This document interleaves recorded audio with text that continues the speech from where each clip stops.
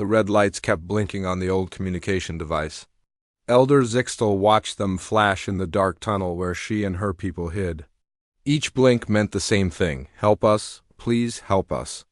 The device had been sending this message for 17 days now. 17 long days since the bad ships came from space. Above them, in what used to be their home, the metal buildings burned. The smell of smoke came down through the air vents. Sometimes they heard the terrible sounds of the raiders breaking things and looking for people to take away. The Vorthak were known across this part of space. They came to small worlds like this one. They took everything worth taking. They took people to sell as slaves. Zixtel was old now. Her blue skin had many wrinkles and her forearms moved slowly. But her mind was still sharp. She had lived through 3 raids before when she was young, but never one this bad. Never one where no help came at all. The mining colony on Kepler 442c was not a big place. Only about 300 Zentari people lived here. They dug deep into the ground to find rare metals.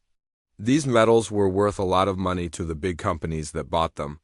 The colony was far from the main trade routes. It was far from the big planets where important people lived. It was the kind of place that people forgot about. When the Vorthak ships first appeared in their sky, the colony defenders tried to fight. They had some old energy weapons and a few small ships. Captain Velanoth had been brave. He led 20 good fighters against the raiders, but the Vorthak had bigger ships and better weapons. The fight did not last long. Zixtel remembered watching from the communications center as the last defender ship exploded in a bright flash. After that, Captain Velanoth's voice came over the radio one last time. "All people go to the deep tunnels," he said. "Hide, send the help signal. Maybe someone will come." Those were his last words before the raiders shot down his ship too. Now, Zixtel sat in the deepest mining tunnel with what was left of her people. The tunnel was cold and dark. Water dripped from the rock ceiling. The air was thick and hard to breathe. Around her, families hugged together. The young ones tried not to cry. The mothers and fathers whispered soft words to make them feel better. The emergency beacon sat in Zixtel's hands. It was about the size of a small book. Its metal surface was warm from the power inside.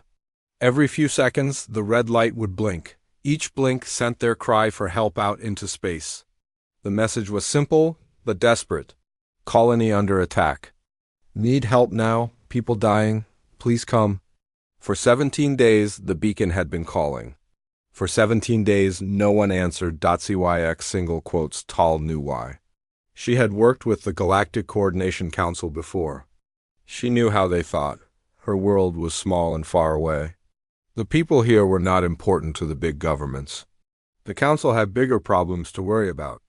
Wars between the major species, trade disputes, political meetings that went on for months. A small mining colony full of Zenthari people was not worth sending a rescue fleet. The fuel alone would cost more money than the colony made in a year. By the time any help could arrive, the raiders would be long gone anyway. Better to write it off as a loss and move on. The sound of heavy boots echoed through the tunnels. The Vorthak were getting closer. Zixtel could hear them talking in their harsh language. They were searching every tunnel, every room, every hiding place. They knew people were down here somewhere. The Vorthak were tall creatures that looked a bit like reptiles. Their skin was thick and gray. They had long claws and sharp teeth. But the worst thing about them was not how they looked.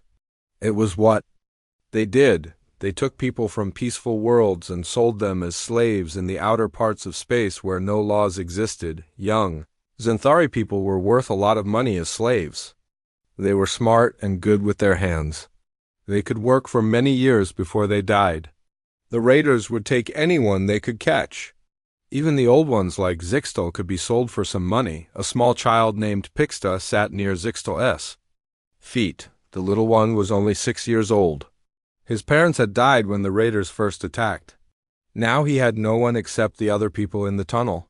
His big eyes looked up at Zixtel with trust and fear. "Will the help ships come soon?" he whispered. Zixtel did not know what to say. She did not want to lie to him. But she did not want to take away his hope either. Hope was the only thing keeping them all going. Maybe, she said softly. Maybe. Someone will hear us, but deep inside she knew the truth. No one was coming. The galaxy was a big, cold place. Most people only cared about themselves and their own worlds. Small colonies like this one were forgotten places. When bad things happened here, the rest of the galaxy just looked the other way. The footsteps got louder. Voices echoed off the tunnel walls. The raiders were close now. Very close. Zixtal looked at the beacon in her hands. Should she keep trying? Should she keep sending the signal? Or should she destroy it so the raiders could not use it to call more of their friends? Around her, the people waited. Some prayed to the old gods. Some held their children tight. Some just stared at the dark tunnel walls and tried not to think about what would happen next.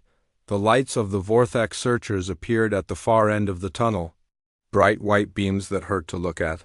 The raiders had found them. Zixtal held the beacon tighter. Even now, even at the end, it kept sending its message into the dark space above them. Help us. Please help us. Someone, anyone, please come. But space was empty and cold. The big ships of the important worlds were far away, busy with important things.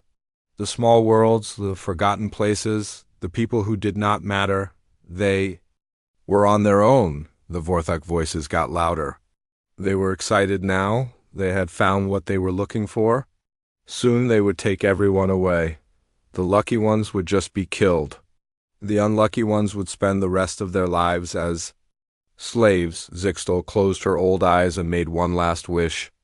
She wished that somewhere out in the black space between the stars, someone kind was listening. Someone who cared about people they had never met. Someone who would come to help even when there was no reward for helping, but wishes were just wishes. And space was a very big, very empty place. The red light on the beacon blinked one more time. The human ship dropped out of faster-than-light travel at the edge of the Kepler 442 system. Space around the ship twisted and bent as it came back into normal space. The ship's name was written on its side in white letters, UES Indomitable. It was not a pretty ship. Its hull was dark gray metal with scratches and burn marks from many fights. Captain Sarah Chun stood on the bridge looking at the screens in front of her. She was a small woman with short black hair and tired eyes. She had been fighting in space.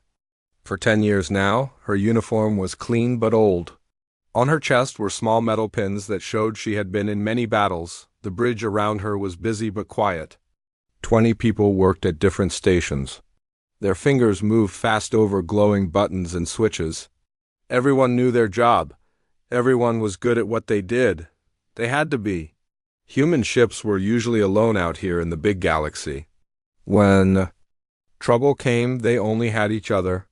"Captain, I am reading the system now," said Lieutenant Morrison. He was a young man with red hair and freckles. His job was to watch the sensors and tell the captain what they could see.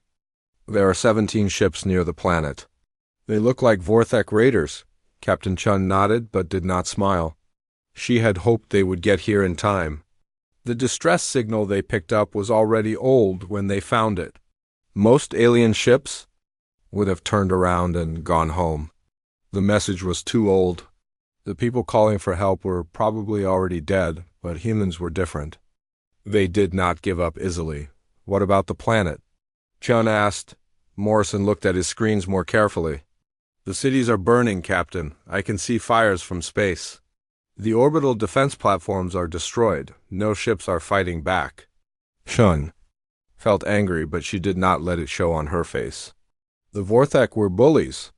They picked on small, weak colonies that could not fight back. They took people to sell as slaves.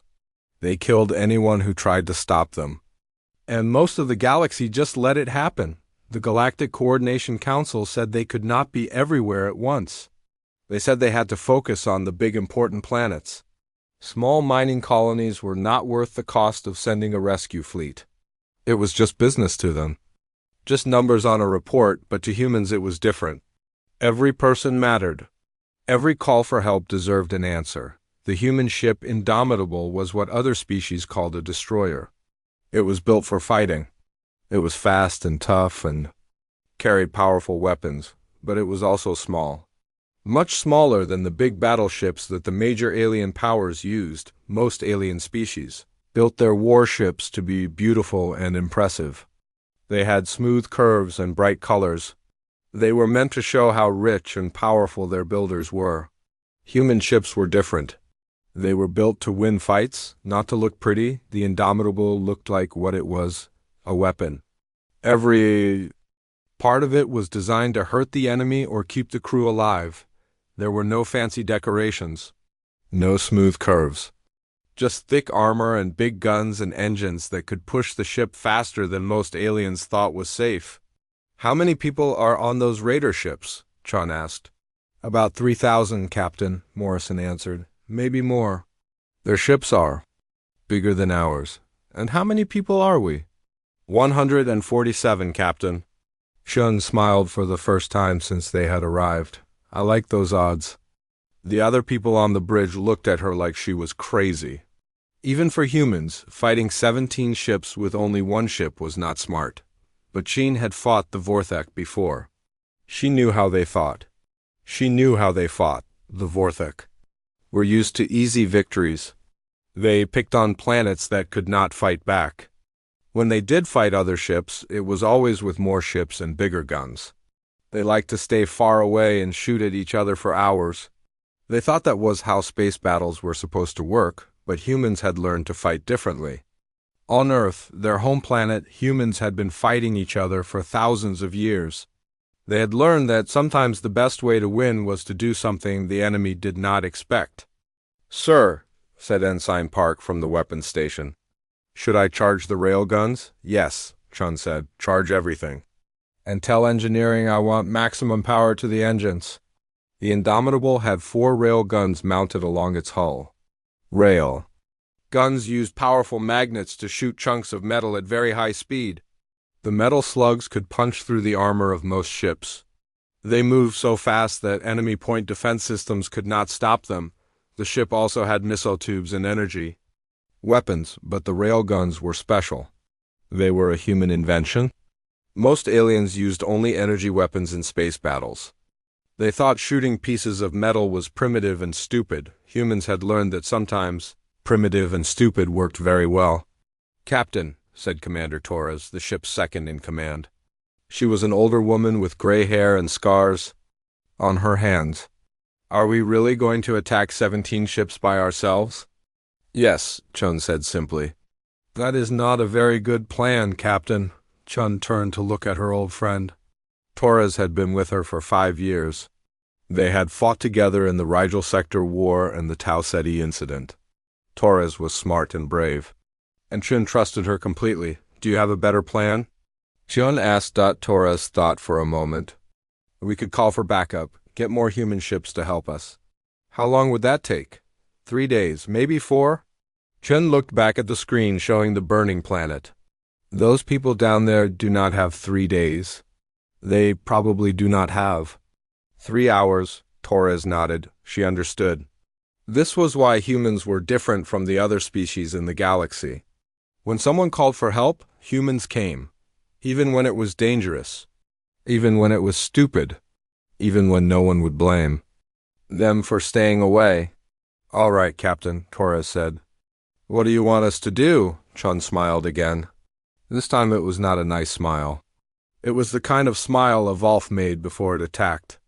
"We are going to remind these Vorthok bastards that there are still some people in this galaxy who fight back," she said. "All hands, this is the captain," Chun said into the ship's communication system. Her voice carried to every part of the ship. "We have found 17 enemy ships attacking a defenseless colony. We are going to stop them. I know the odds are not good. I know this is dangerous. But those people down there are counting on us. They have been calling for help for 17 days and no one came. Until now." She paused and looked around the bridge.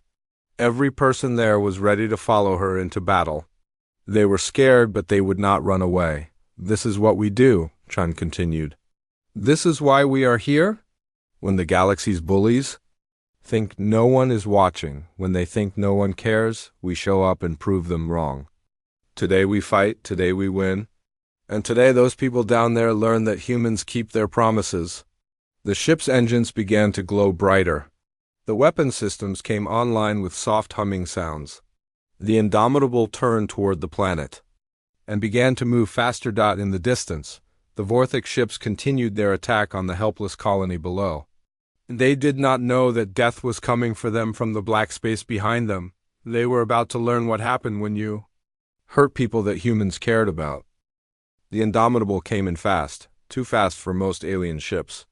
The engines burned white-hot behind the ship as it rushed toward the Vorthak fleet. Captain Chen stood on the bridge with her feet spread wide to keep balance. The ship was shaking. From the speed and power, distance to enemy ships? She asked. 50,000 kilometers and closing fast, Captain, Morrison called out. His voice was tight with worry. They are starting to turn toward us. Chun could see the Vorthak ships on the main screen. They looked like giant metal insects with long arms sticking out from their bodies. Their hulls were dark red and covered with spikes. The ships were much bigger than the Indomitable.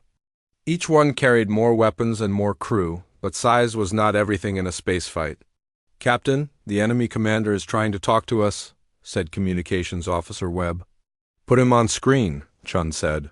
The face that appeared on the screen was ugly and mean. The Vorthak had gray skin like old leather.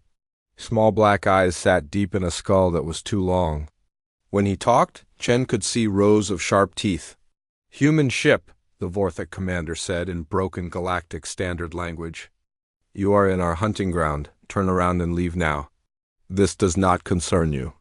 Everything concerns us, Chun said back. Her voice was calm and cold. Release the people you have taken and leave this system?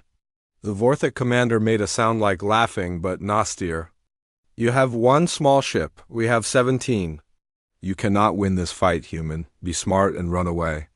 We tried running once, Chun said. It did not work out well for us. Now we prefer to fight. The alien looked confused. Most species in the galaxy avoided fights they could not win. They made deals. They paid money. They looked for ways to compromise. Fighting when you were outnumbered was considered stupid and wasteful, but humans had learned different lessons on their home world. Sometimes you had to fight even when you could not win. Sometimes fighting was the only way to protect what mattered. You will die here, human, the Vorthak commander said. Maybe, Chun agreed, but we will take some of you with us.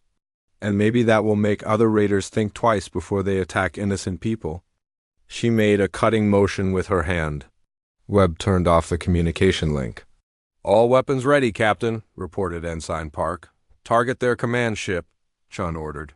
I want the first shot to count. The Vorthak fleet was spread out in a wide formation around the planet. They had been taking their time with the attack.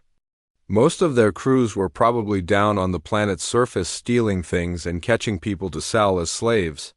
They were not ready for a real fight. That was their first mistake. The second mistake was thinking, like most alien species thought. When they saw one human ship coming at 17 of their ships, they expected the human ship to slow down and try to fight at long range. That was how space battles usually worked in the galaxy. Ships would sit far apart and shoot energy beams at each other for hours, but humans did not fight that way. Ramming speed, Chun ordered. The engines pushed harder. The ship shook even more. On the bridge, people had to hold onto their chairs to keep from falling down. The Indomitable was moving faster than most alien ships could even handle. Captain, if we hit them at this speed, we will be destroyed too, Commander Torres warned. We are not going to hit them, Chun said. We are going to go through them. The Vorthak ships started shooting. Bright red energy beams reached out toward the human ship. Most of them missed because the Indomitable was moving too fast and changing direction too much. The few beams that did hit were absorbed by the ship's armor and energy shields. Human ships were built tough. They had to be. Humans came from a dangerous world where everything tried to kill them. They built their ships the same way they built everything else, to survive. Railguns ready, Park announced. Fire, Chun said. The four railguns spoke at the same time. They did not make loud sounds like in movies. In space there was no air to carry sound. But the people on the bridge could feel the ship shake as the magnetic coils fired. 4 chunks of tungsten metal flew out from the Indomitable. They were each about the size of a bottle, but they were moving at 30,000 kilometers per second.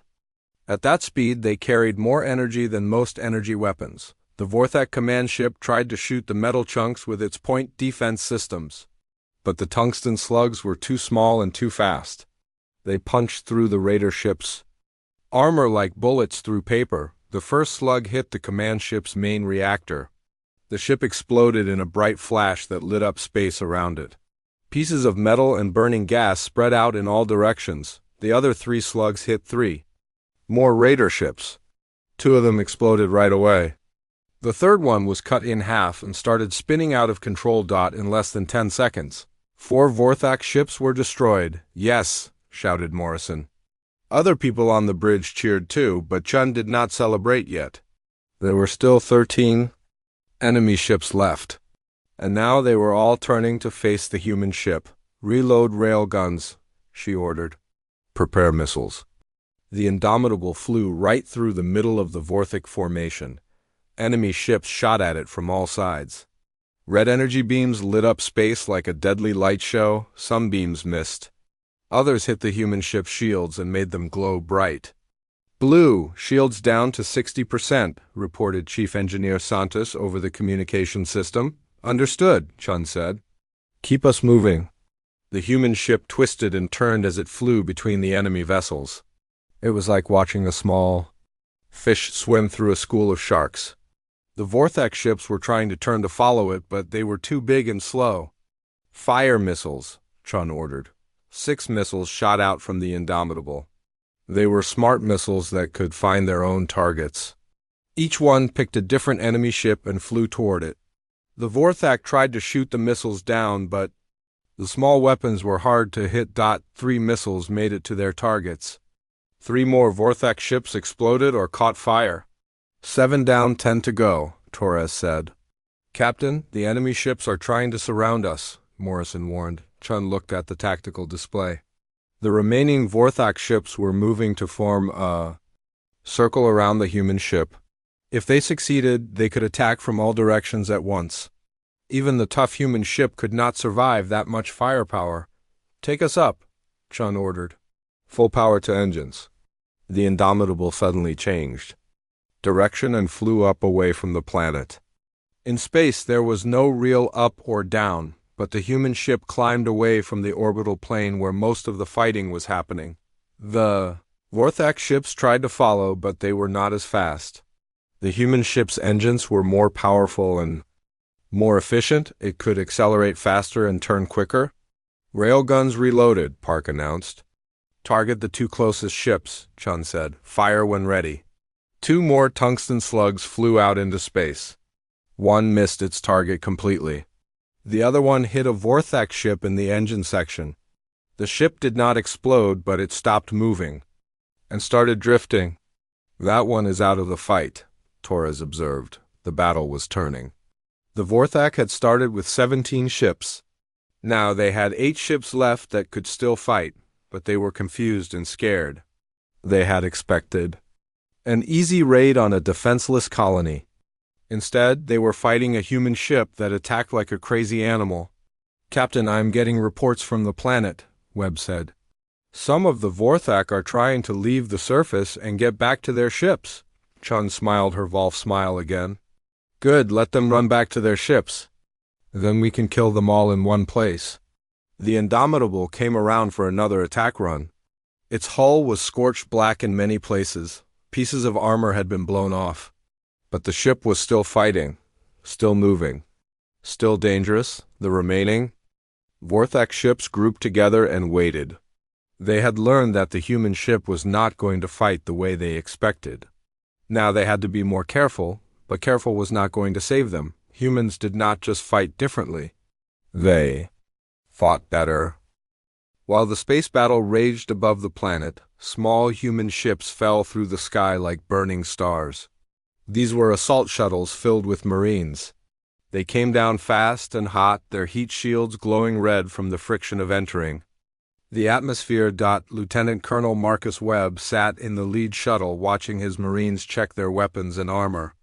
Webb was a big man with gray hair and old scars on his face. He had been fighting for 20 years in places most people had never heard of. His job was simple: get to the planet, find the people who needed help, and kill anyone who tried to. "Stop him! 2 minutes to landing," called the shuttle pilot. Webb looked at his Marines. There were 40 of them in total spread across 4 shuttles. Each Marine wore powered armor that was black as space and twice as thick as a man's hand. The armor made them look like metal giants. It could stop most energy weapons and let them lift heavy things and run faster than any normal person. "Listen up," Webb said into his helmet radio. "The bad guys have been on this planet for 17 days.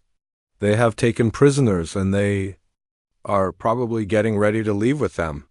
Our job is to stop that from happening." The Marines nodded. They had done this kind of mission before. Rescuing people from raiders and slavers was what human Marines did best. "Intel says there are about 300 colonists still alive," Webb continued. "They are hiding in the mining tunnels under the main settlement. The Vorthak have ground teams searching for them. We go in fast and we hit hard, no mercy for slavers." "Sir, what about prisoners?" asked Sergeant Kim. She was small even in her power armor, but Webb knew she was one of his best fighters. "If they surrender, we take them," Webb said. "If they fight, we kill them, but remember, these are Vorthak. They do not surrender often." The shuttle shook as it flew through clouds and wind. Below them, the planet's surface was getting closer. Webb could see the burning buildings of the colony. Through the small window, smoke rose from dozens of fires. The Vorthak had been having fun destroying everything they could not steal. 30 seconds, the pilot announced. Webb stood up and checked his rifle one more time. It was a plasma weapon that could cut through most armor.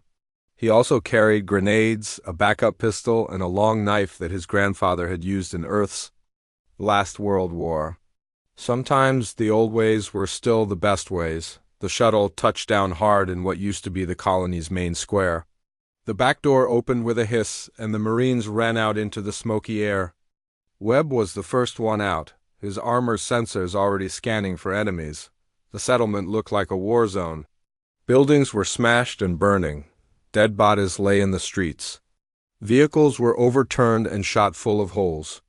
The Vorthak had not just raided this place, they had destroyed it for fun.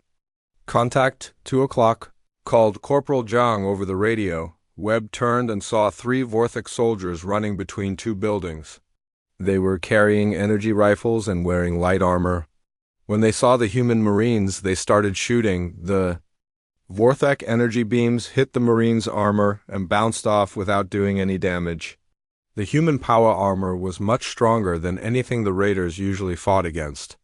"Take them down," Webb ordered. 3 Marines raised their rifles and fired. The plasma bolts hit the Vorthak soldiers and burned right through their armor. The aliens fell to the ground and did not get up. "That was easy," said Private Johnson. "It always is when you have better equipment," Webb replied. "But stay alert, there are more of them around here." The Marines moved through the settlement in 2 groups. Webb led one group toward the mining complex where the colonists were supposed to be hiding. Sergeant Kim led the other group to secure the landing area and watch for more VOR Take-Da as they moved. Webb's helmet radio crackled with reports from the space battle above. Captain Chun and her ship were still fighting the raider fleet. The humans were winning, but it was not over yet. "Colonel, this is Bravo Team," came Kim's voice. "We found a group of Vorthak trying to load prisoners onto a transport ship. About 20 raiders and maybe 15 colonists." "Take them," Webb said immediately. "Copy that, sir." Webb heard the sound of plasma fire through his radio. The human weapons made a sharp, crackling sound when they fired. The Vorthak weapons made a lower humming noise. He heard mostly crackling. "Bravo Team report," Webb called. "All raiders down," Kim said. "The prisoners are safe. They are pretty beat up, but they are alive. Good work. Get them to the rally point." Webb's group reached the entrance to the mining complex. It was a big metal door that led down into tunnels cut deep into the rock. The door had been blown open with explosives. Scorch marks on the walls showed where the Vorthak had used their weapons. "Sir, I am picking up movement in the tunnels," said Corporal Martinez. He was the team's sensor operator. His armor had special equipment for finding people and enemies. "In dark places. How many?" Webb asked. "Hard to tell with all the rock around us. Maybe 20 or 30 moving contacts? But I think most of them are in the deep tunnels," Webb nodded. "The colonists were probably hiding as far down as they could get. The Vorthak would be searching level by level, working their way deeper." "Alpha. Team, we are going into the tunnels," Webb announced. "Watch your fire. There are friendly people down there." The Marines moved into the dark tunnels with their helmet lights cutting through the blackness. The tunnels were narrow and low. Even with their power armor, the humans had to move carefully.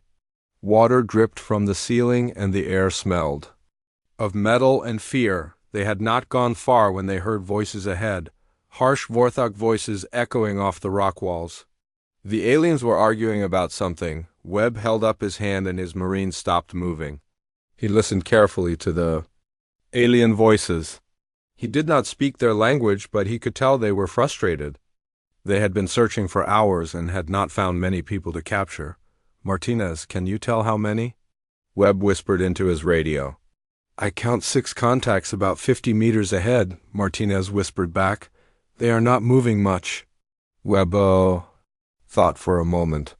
6 Vorthak against 12 human Marines in power armor was not a fair fight. But that was the point. Fair fights were for sports.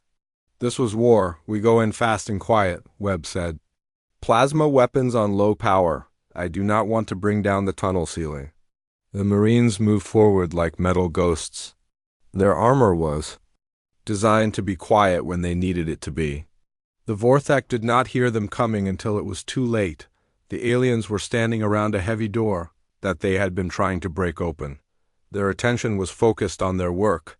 They did not see the human Marines until the plasma bolts started hitting them. The fight was over in seconds. 6 Vorthak raiders died without firing a shot. Webb walked to the door they had been trying to open. It was thick metal with a simple lock. On the other side he could hear voices. Frightened voices speaking in the Xanthari language. "This is Lieutenant Colonel Webb of the Earth Colonial Marines," he called through the door. "You are safe now. We are here to help." For a moment there was silence. Then an old voice answered in accented Galactic Standard. "Are you real? Are you truly here?" "Yes, ma'am," Webb said. "We are real and we are here. Can you open this door?" There was the sound of metal scraping on metal. The door opened slowly. An old Xanthari woman looked out at the human Marines. Her blue skin was pale with fear and exhaustion. Her forearms shook as she held onto the doorframe. Behind her, Webb could see more Xanthari people. Men, women, children. They looked tired and scared, but they were alive. "My name is Elder Zixtal," the old woman said. "We have been hiding here for so long. We thought no one would come." "Someone always comes," Webb said gently. "It just takes us a while sometimes." The elder looked at the dead Vorthak on the floor. Then she looked back at the big human in his black armor. "Thank you," she whispered. "Do not thank me yet," Webb said. "We still need to get you all out of here safely."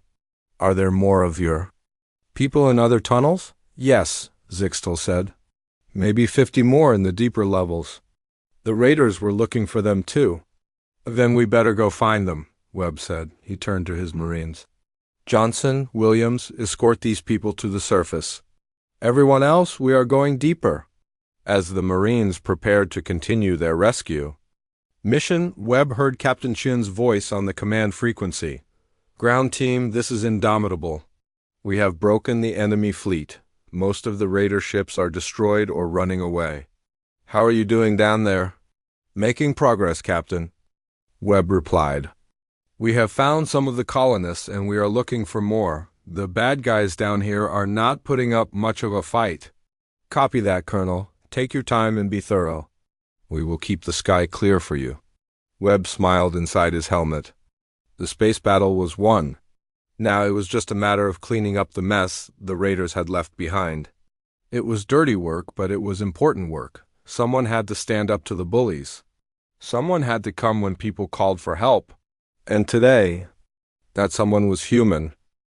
3 days later, the Indomitable moved slowly toward the edge of the star system. The human ship looked like it had been through a war, and it had. Large pieces of armor were missing from its hull. Burn marks covered the metal surface. Some of the weapon mounts were empty where guns had been destroyed in the fighting, but the ship was still flying, still moving under its own power. And most importantly, it had one. Captain Chun stood on the bridge looking at the damage reports on her screen. They had lost 6 crew members in the battle. 12 more were hurt badly enough to need medical treatment. The ship would need weeks of repairs before it could fight again, but they had saved 293 Xanthari colonists. For Sheen, that made everything worth it. Captain, we are receiving a message from the Galactic Coordination Council, said Communications Officer Webb. Chun almost smiled. Now the council wanted to talk. Not when the colonists were calling for help, not when innocent people were being killed and taken as slaves. Only after the fighting was over and the danger was gone. Put them on screen, Chun said. The face that appeared was that of a Valdorian diplomat. The Valdorians looked a bit like tall, thin humans, but with purple skin and large black eyes. This one wore fancy robes covered in gold thread. His name was Ambassador Clethoner, and Chun had met him before. Captain Chun, the ambassador said in his smooth voice, the council has received reports about your recent ... activities in the Kepler 442 system.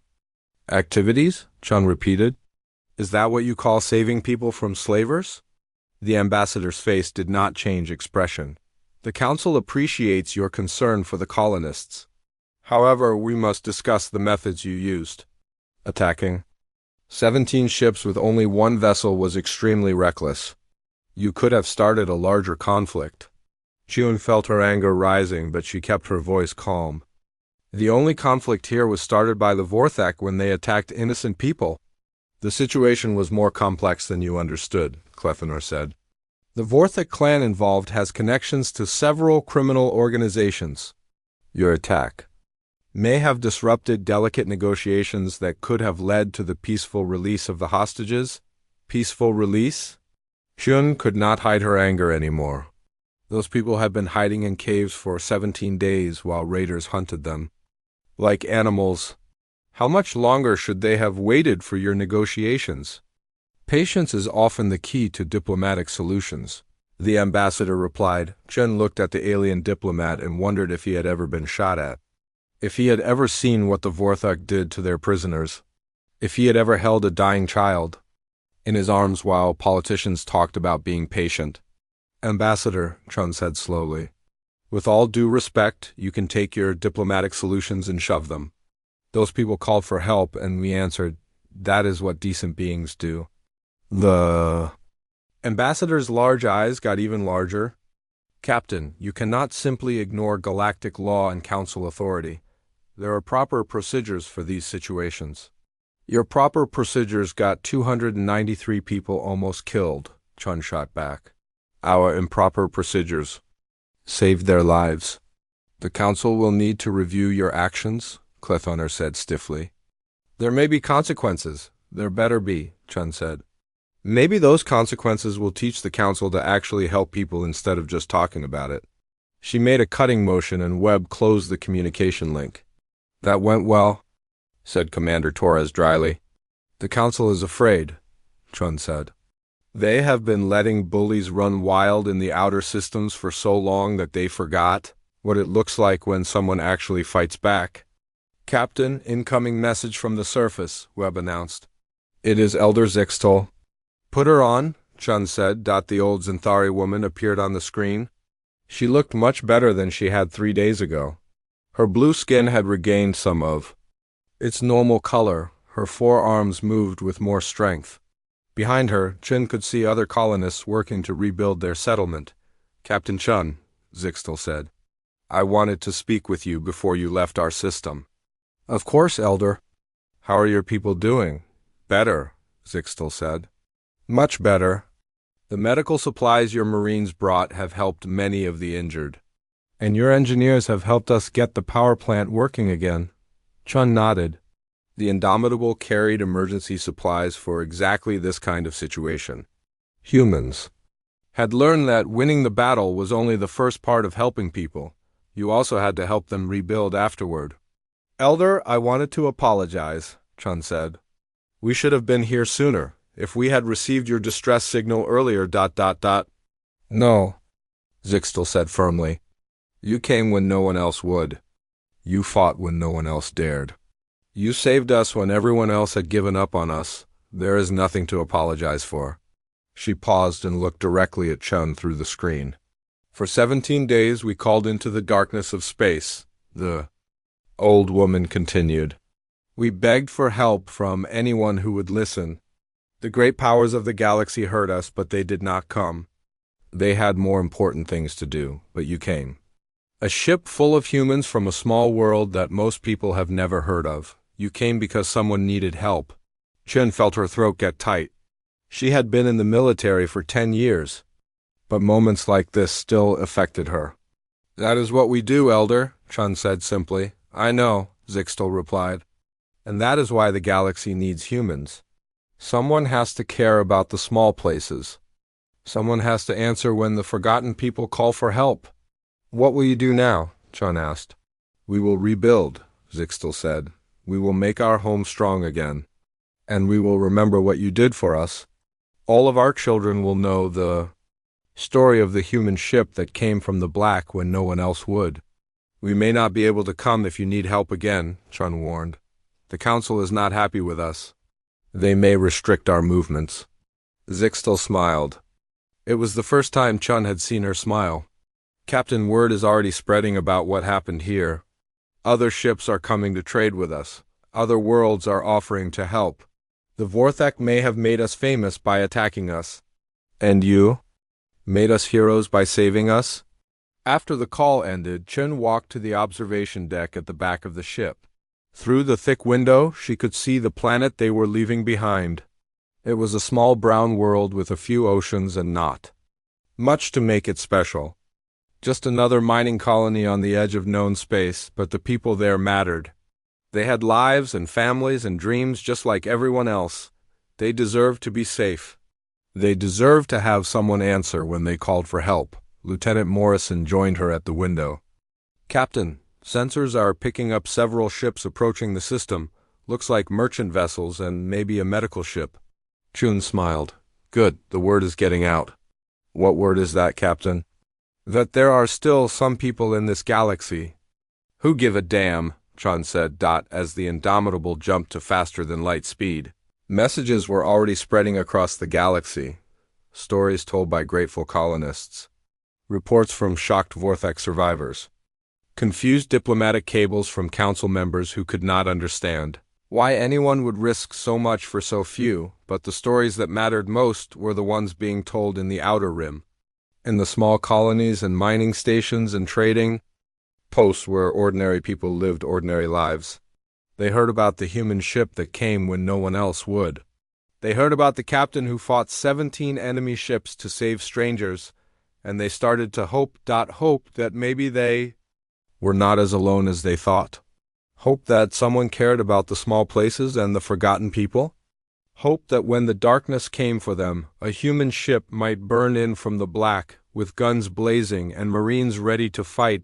In the cold depths of space, new legends were being born.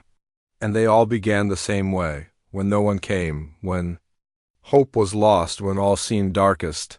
Humans came anyway, because that was what humans did. The galaxy was a big, cold, dangerous place. But it was a little less cold now, a little less dark, because somewhere out there, human ships were flying patrol routes that would never show up on any official map. Human crews were listening to distress signals that other species ignored. Human Marines were training for missions to places they had never heard of, to save people they had never met. The bullies of the galaxy had ruled through fear and the indifference of the powerful.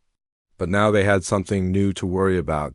They had to worry about humans. And humans did not give up. They did not look the other way.